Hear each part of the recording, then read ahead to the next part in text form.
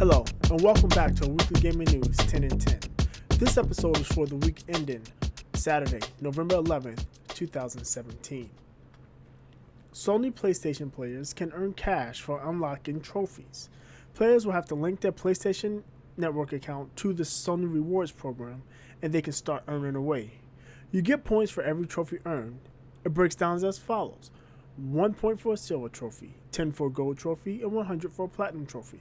At 1,000 points, you can claim a $10 PSN voucher for use in the PlayStation Store.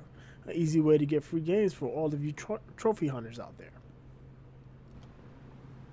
EA Sports looking into a subscription model for their popular sports titles. Instead of developing an entire game every year, they would set up a subscription service that will allow you to download updates such as rosters, new modes, and features. In my opinion, this is something that's been a long time coming. Activision has gone to court, as Humvee maker AWGN has filed suit in U.S. District Court in Manhattan. They're claiming Activision has infringed on the Humvee trademark in the Call of Duty series. AWGN is seeking compensatory, punitive, and triple damages from Activision. GTA 5 has become the best-selling game of all time in the United States. Rockstar stalwart has been racking up the sales since its 2013 release to the tune of more than 80 million copies sold. GTA 5 has also been raking in cash via GTA Online Microtransactions. This is not all that surprising, as GTA 5 has been consistently in the NPD top 10 games sold nearly every month. Phil Spencer continues to talk Xbox, and this time he indicates Microsoft is looking to launch a streaming service along the lines of PlayStation Now. In a wide-ranging interview with Bloomberg, Phil Spencer noted that Microsoft will debut a streaming service sometime in the next 3 years. He revealed that an early trial inside Microsoft proved costly, but with the advances in the Azure cloud services, the economics and quality will be able to provide a sustainable business. Nintendo has been pretty quiet on the second DLC for Breath of the Wild, but now clues showing up in Nintendo's own eShop points to a December release. While no official word has been released, searching the Nintendo eShop for Zelda and going into the Season Pass listing shows wording indicating a December 2017 release. It seems as though Nintendo is still trying to figure out this whole DLC thing. IO Interactive confirms a new Hitman is in development. Fresh off of the hubbub over the Game of the Year edition of this iteration of Hitman, IO CEO Hakana Brack said that they, IO Interactive, is making progress and have new features and franchise first coming. He went on to say that we would have to wait until 2018 to start hearing more details. After being dropped by their publisher, Square Enix, this past spring, it's nice to see IO Interactive moving ahead.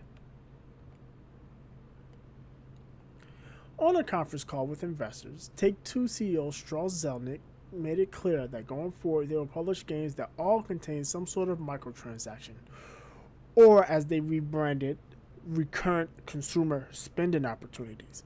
It should come as no surprise, as this model has seen many publishers, Take-Two included, raking in the dough. Look forward to microtransactions in Take-Two properties, most likely including the upcoming Red Dead Redemption 2. Microsoft is planning to ramp up first-party game development. Microsoft, who just this week released the Xbox One X, looks now to be focusing on games.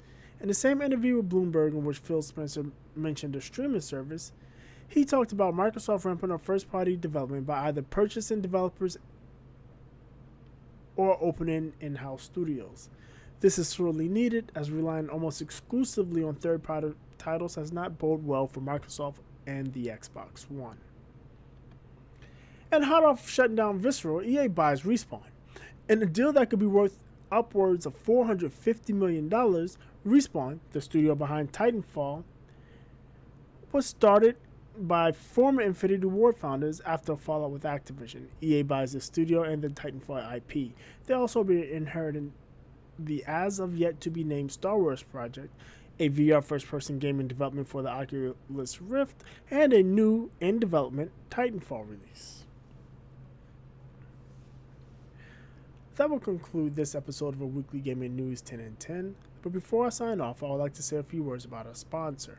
If you want to get good at fighting games, the New Challengers is the place to be. Supporting Street Fighter V, Injustice 2, Tekken 7, and Marvel vs. Capcom Infinite, the New Challengers will have you improved in no time. Offering tournaments, one-on-one and group coaching, and much, much more. Get good with the New Challengers.